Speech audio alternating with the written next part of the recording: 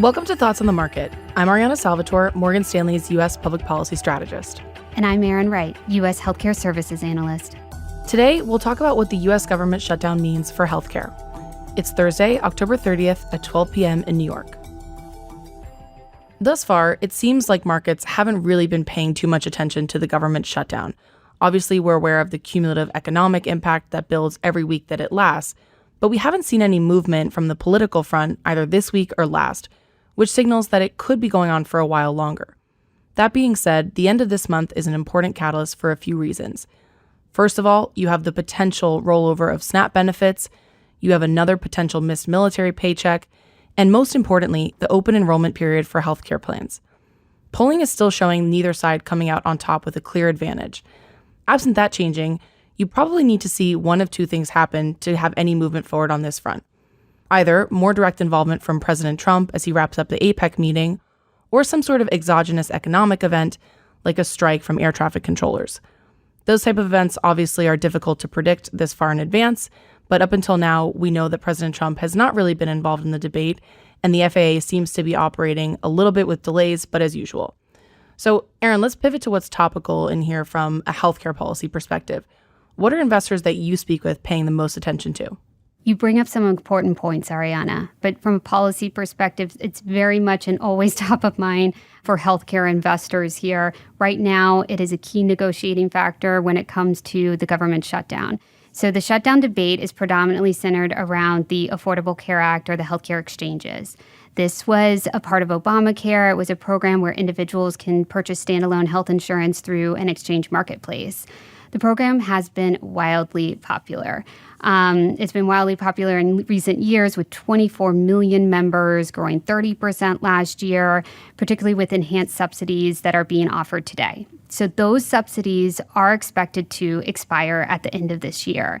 And those exchange members could be left with some real sticker shock, especially when we're going to see premium increases that could, on average, increase about 25 to 30%, in some states even more. So folks are really starting to see that now. November 1st will be a key date here as open enrollment period begins. Right. So as you mentioned, this is pretty key to the entire shutdown debate. Republicans are in favor of letting the expanded subsidies roll off.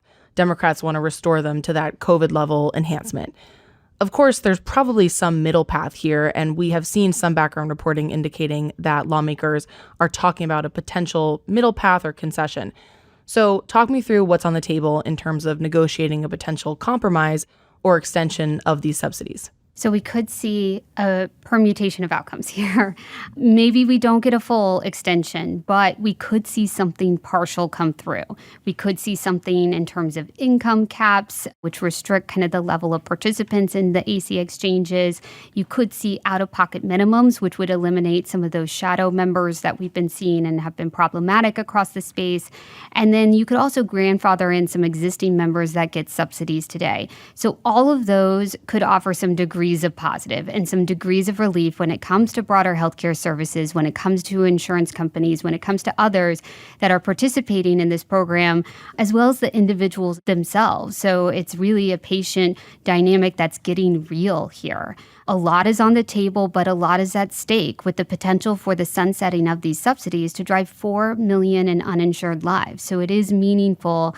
And I think that that's something we have to kind of put into perspective here. So would love to know, Ariana, though, beyond healthcare, what are some of those key debates in terms of the negotiations around the shutdown? Healthcare really is central to this debate. So aside from just the ACA subsidies that we talked about, some Democrats have also been pushing for a repeal or rollback of some of the pieces of the One Big Beautiful Bill Act that passed earlier this year. That was the fiscal bill Republicans passed through the reconciliation process that included some cuts to Medicaid down the line. So there's been talk around that front. I think more of a clear path on the subsidies front, because that seems to be something that Republicans are treating as an absolute no-go. Some of the other really key debates are around just kind of how to keep the ball rolling while we're still in the shutdown. So I mentioned SNAP at first, the potential release of some contingency funds there. Again, the military paychecks are really critical. And of course, what this all means for incoming data, which is really important not just for investors, but also for the Fed, is to kind of calibrate their next move, in particular as we head into the December meeting. I think we got a little bit of a hawkish surprise in yesterday's meeting, and that's something that investors were not expecting. So obviously, the longer that this goes on, the more those risks just continue to grow. And this deadline that we're talking about is a really critical one. It's coming up soon. So we should have a sense of how our prognosis pans out in the coming days. Thanks for the conversation, Erin. Great talking to you, Ariana. And to our audience, thanks for listening. Let us know what you think by leaving us a review wherever you listen. And if you like Thoughts on the Market, tell a friend or colleague about the podcast today. The preceding content is informational only and based on information available when created. It is not an offer or solicitation, nor is it tax or legal advice. It does not consider your financial circumstances and objectives and may not be suitable for you.